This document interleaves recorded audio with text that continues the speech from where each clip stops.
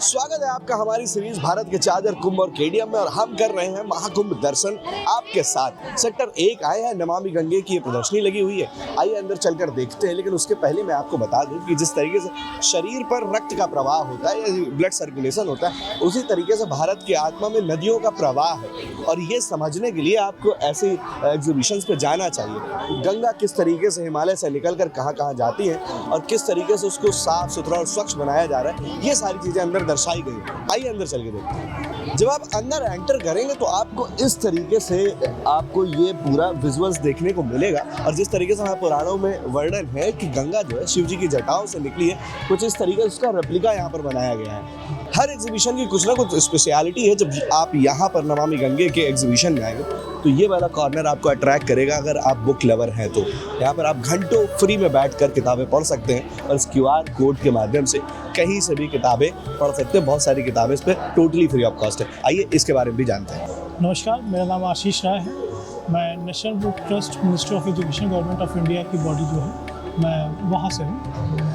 ये जो reading lounge है, ये नेशनल बुक ट्रस्ट का ही इनिशिएटिव है, क्योंकि हमारा जो कोर कॉन्सेप्ट, जो हमारा विज़न है कि जो रीडिंग हैबिट है उसको हम इम्प्रूव करने के लिए काम करते हैं। तो हमारा यही मोटिव है कि लोगों में पढ़ने पढ़ाने की जो इच्छा है, आदत है, वो इम्प्रूव हो सके। तो उसी ध्येय के साथ हमने इस रीडिंग लाउंज का वो किया है, मतलब जो ये सारा सेटअप बनाया ताकि लोग यहाँ पे आएँ, पढ़ें। उन्हें हर तरह की किताबें मिल जाएंगी आपको, साइंस फिक्शन, नॉन फिक्शन, किसी नई टेक्नोलॉजी से कोई प्रिपरेशन कर रहे हैं, कोई अच्छा साहित्य पढ़ना चाहते हैं, तो हर तरह की किताब हर एज ग्रुप के लोगों के लिए मिल रही है यहाँ पे। तो आइए, बैठिए, पढ़िए, बिल्कुल निःशुल्क है ये। इसके अलावा मिनिस्ट्री ऑफ एजुकेशन ने एक डिजिटल लाइब्रेरी लॉन्च की है जिसका नाम राष्ट्रीय पुस्तकालय है। तो आप उसको यहाँ से स्कैन भी कर सकते हैं, या आप प्ले स्टोर पे राष्ट्रीय पुस्तकालय डालेंगे तो वो आप डाउनलोड कर सकते हैं। जैसे फेसबुक, इंस्टाग्राम वगैरह यूज़ करते हैं, वैसे आप इस एप्लीकेशन को डाउनलोड कीजिए, और जब इच्छा हो तब आप बैठ के हर तरह की किताबें हैं इसमें, मतलब हज़ारों से ज़्यादा किताब इसमें आपको अवेलेबल है 22 अलग अलग भाषाओं में, और जो कि बिल्कुल फ्री ऑफ कॉस्ट है। जब भी टाइम मिला आप बैठ के पढ़िए। तो क्योंकि साक्षरता ही मतलब ज़रूरी है देश के भविष्य के लिए। तो ये इनिशिएटिव के साथ हम ये सारा सेटअप बनाए हुए हैं। ये हम लोग 28 फरवरी तक यहाँ रहेंगे, और ये 7 जनवरी से स्टार्ट हुआ था, 28 फरवरी तक यहाँ रहेगा। और ये 24 घंटे चलता है, 24/7। कभी भी आप आइए, हमेशा आपको यहाँ लोग मिलेंगे। आप आइए, बैठिए, पढ़िए, कोई परेशानी नहीं होगी। बिल्कुल एब्सोल्युटली फ्री। आप आइए, बैठ के पढ़िए, जितना देर तक बैठ के पढ़ना चाहे, रोज आना चाहे रोज पढ़िए, कोई कॉस्ट नहीं है, बिल्कुल निःशुल्क है। ये है दिव्य, भव्य और डिजिटल महाकुंभ। और डिजिटल महाकुंभ के अंतर्गत बहुत सारी ऐसी चीज़ें नई लाई गई हैं जो आपको जाननी चाहिए।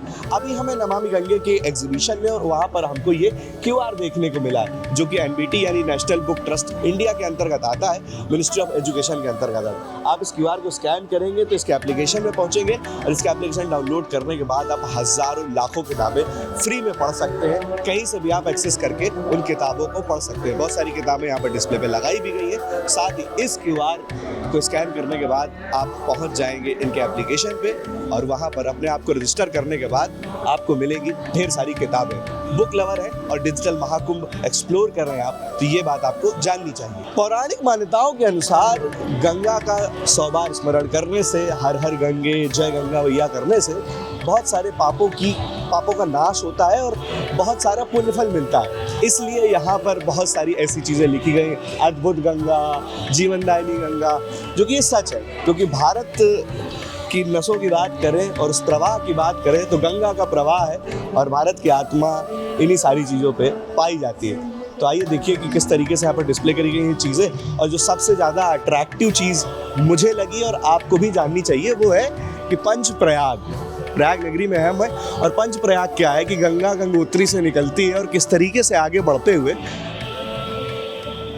पहुंचती है और समुद्र में मिल जाती है। तो देव प्रयाग, रुद्र प्रयाग, कर्ण प्रयाग, नंद प्रयाग, विष्णु प्रयाग, ये सारे वर्णन आपको मिल जाएंगे। कि सामान्यतः 2 या 2 से अधिक नदियों के संगम को प्रयाग कहा जाता है। उत्तराखंड की देवभूमि में ऐसे अनेक स्थल है जहाँ नदियों का संगम होता है। इन सभी स्थलों को धार्मिक महत्व है। उत्तराखंड के इन स्थलों में से 5 विष्णु प्रयाग, नंद प्रयाग, कर्ण प्रयाग, रुद्र प्रयाग तथा देव प्रयाग प्रमुख तीर्थ स्थल। और इन प्रयागों के साथ हमारा जो प्रयाग है वो है तीर्थों का राजा प्रयागराज, जहाँ पर महाकुंभ 2025 चल रहा है और हम और आप मिलकर एक्सप्लोर कर रहे हैं हमारी सीरीज भारत का चार्जर कुंभ और KTM। एग्जीबिशन में जब आप जाते हैं तो सिर्फ समय काटना या घूमना उद्देश्य नहीं होता, उद्देश्य ये होना चाहिए कि आप ज़्यादा से ज़्यादा उसके बारे में जान सकें और खुद से जुड़ाव महसूस कर सकें। ये छोटे छोटे स्टॉल्स बनाए गए हैं, अभी जहाँ मैं खड़ा हुआ है गंगा टास्क फोर्स, और अंदर सारी जो उपलब्धियां हैं, किस तरीके से गंगा टास्क फोर्स काम करती है वो दर्शाई गई है। बाहर बहुत सारे पेड़ पौधे रखे गए हैं, तो आप देख सकते हैं कि जब आप यहाँ पहुँचेंगे तो आपको बहुत सारी ऐसी नई चीज़ें जानकारियाँ मिलेंगी जो आपको जाननी चाहिए। सर, नमामि गंगे के एग्जीबिशन में ये भारतीय वन्य जीव संस्थान के भी स्टॉल है और बहुत सारा प्रोडक्ट यहाँ पर रखा हुआ है, पीछे जो डिस्प्ले लगी है इनके बारे में थोड़ा सा बताइए, अपने परिचय खास से। मेरा नाम चंद्रा निषाद है। मैं भारतीय वन्य जीव संस्थान द्वारा जलज प्रोजेक्ट से असिस्टेंट कोऑर्डिनेटर के पद पर हूँ। हमको आपको बता दें, जो आपको स्टॉल दिख रहा है भारतीय वन्य जीव संस्थान का, ये नमामि गंगे परियोजना के अंतर्गत भारतीय वन्य जीव संस्थान को यह एक वो दिया गया है, मतलब कि जलीय जीवों के संरक्षण के लिए। जलीय जीवों जैसे डॉल्फिन, घड़ियाल, मगरमच्छ, कछुआ, जो आज से पहले बहुत ज़्यादा संख्या में दिखते थे, किंतु आज प्रदूषण के कारण, लोगों के अज्ञानता के कारण ये जलीय जीवों विलुप्त होते जा रहे हैं, जिससे गंगा का पानी दूषित होता जा रहा है। अब इस प्रदूषण को दूर करने के लिए भारतीय वन्यजीव संस्थान के वैज्ञानिकों ने पाया कि यदि हमें गंगा को साफ करना है तो गंगा में रहने वाले जीवों की संरक्षण करना पड़ेगा, जीवों को बचाना पड़ेगा। जैसे आपको बता दें, कछुआ है हमारा, जो कि मुफ्त का सफाई कर्मी होता है, गंगा और यमुना में पाया जाता है। लोग इसको इतना अधिक पोचिंग किए कि ये आज ख़त्म हो गया है और प्रदूषण बढ़ता गया है। हम आपको बता दें कि जो गंगा का प्रदूषण खत्म करने का कछुआ करता है, जैसे सड़ी गली लाशें होते हैं, जो पशु होते हैं, लोग फेंक देते हैं नदियों किनारे, और जब नदियों किनारे उसको फेंक देते थे, हमारे कछुआ और मछली यही लोग खाकर उसको ख़त्म करते हैं, इसलिए इनको मुक्त का सफाई कर्मी कहा जाता है। अब हम आपको बता दें कि भारतीय वन्यजीव संस्थान जो बेड़ा उठाया है कि हमारी नदियों को शुद्ध करना है, तो इसके लिए हमारी जो संस्थान है भारतीय वन्यजीव संस्थान, गंगा यमुना किनारे रहने वाले लोगों को एज ए गंगा प्रहरी, ये गंगा प्रहरी के रूप में चयनित करती है और उनको बाखूबी ट्रेनिंग देती है। जैसे हमारे साथ जो महिलाएं गंगा किनारे के जुड़ती हैं, उनको क्या है, भारतीय वन्यजीव संस्थान द्वारा निःशुल्क ट्रेनिंग दी जाती है, प्रशिक्षण दिए जाते हैं। जैसे ब्यूटी पार्लर का प्रशिक्षण हुआ, सिलाई सेंटर का प्रशिक्षण हुआ, आचार का प्रशिक्षण हुआ, और ये ज्वेलरी आप जो देख रहे हैं इस समय, ये भी हमारे लोकल समुदाय द्वारा बनाया गया गंगा प्रहरी प्रोडक्ट है। जो इसको बनाने से क्या होता है कि उनको एक आजीविका मिल गया है। ये भारत सरकार की जो योजना चल रही है ना, कि महिलाओं को स्वावलंबी और आत्मनिर्भर बनाने के लिए, इसमें बहुत ही कारीगर साबित हो रही है वर्तमान सरकार, बीजेपी की सरकार, भारत सरकार। आप ये देख रहे हैं कि शहद है, ये पहाड़ी हनी है, ये भी लोकल समुदाय द्वारा ही बनाया गया, उत्तराखंड के द्वारा। जो गंगा प्रहरी है, ये गंगा प्रहरी प्रोडक्ट है। आप ये बनारसी दुपट्टा देख सकते हैं, ये भी हमारे गंगा प्रहरियों द्वारा ही बनाया गया है, बनारस में बनाया गया है, और ये हैंड प्रिंट है।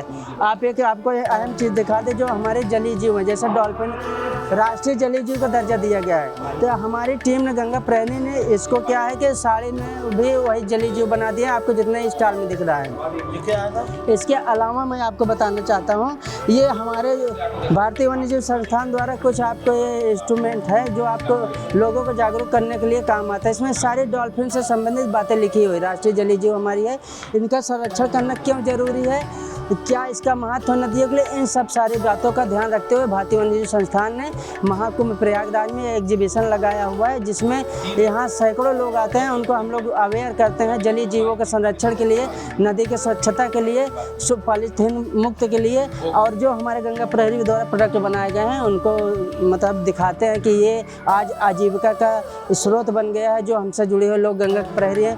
पहले अब आपको मैं एक गाइड बता दूँ, एक जलज प्रोजेक्ट है, नमामि गंगे परियोजना के अंतर्गत एक जलज प्रोजेक्ट है। उस प्रोजेक्ट में मैं असिस्टेंट कोऑर्डिनेटर पद हूँ, जिसका मुख्य कार्य होता है कि लोगों को नदियों से जोड़ना।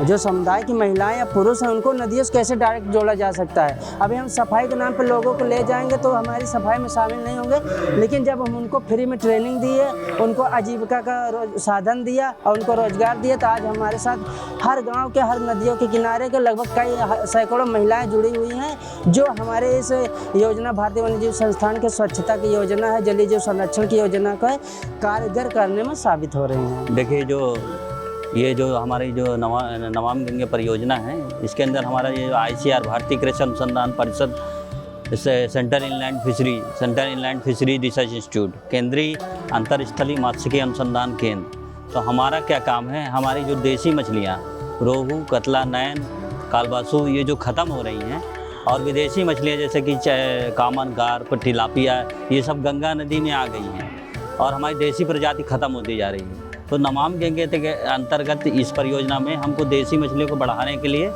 ये कार्य मिला है। तो हमारी जो देसी रोहू, कतला, नैन, मृगल और ये सब बताया, इसको बढ़ाने के लिए हम लोग क्या इसका ब्रीडिंग करते हैं, और जब उसको पालते हैं और जब वो फिंगरलिंग साइज का, उंगली के बराबर का साइज का होता है, तो हम उसको नदी में छोड़ते हैं ताकि जो हमारी देसी मछलियों की संख्या बढ़ सके। साथ ही साथ हम लोग ये पानी की जांच करना, मिट्टी की जांच करना, साथ ही जो हमारे गंगा नदी में बेंथोस बोलते हैं, नितल जीव समूह, जैसे कि जिसको हम लोग आम भाषा में सीपी, घोंगा वगैरह ये सब है, उसको भी हम लोग स्टडी करते हैं कि जितने प्रकार की नदी में प्रजातियां हैं, चाहे वो प्लैंकटन, प्लवक के रूप में हो, चाहे वो नितल जीव हो, बेंथोस जिसे हम बोलते हैं, तो हम सब सारा स्टडी करते हैं। कुल मिला के गंगा नदी का इकोसिस्टम में बायोटिक, एबायोटिक क्या परिवर्तन हो रहे हैं, वो इस परियोजना के अंतर्गत हम लोग अध्ययन कर रहे हैं। इस डिजिटल महाकुंभ में प्रयास ये है कि सारी चीज़ों को डिजिटलाइज तरीके से दिखाया जाए।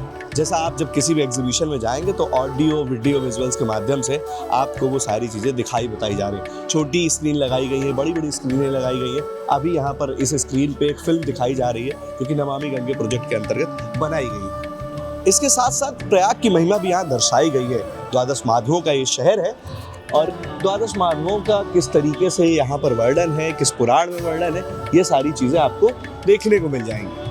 आप जब ये एग्जीबिशन घूमेंगे तब आपको समझ में आएगा कि नदियाँ क्यों पूजनीय हैं। पौराणिक वर्णन से लेकर आज तक नदियाँ हमें क्या क्या देती आई हैं। तो नदियों के प्रति संवेदनशील रहे, उस पर पाए जाने वाले वन्य जीवों के प्रति संवेदनशील रहे, और हाँ, साफ सफाई का विशेष ध्यान दें कि कूड़ा करकट गंगा नदी या किसी भी नदी में ना फेंके। धन्यवाद।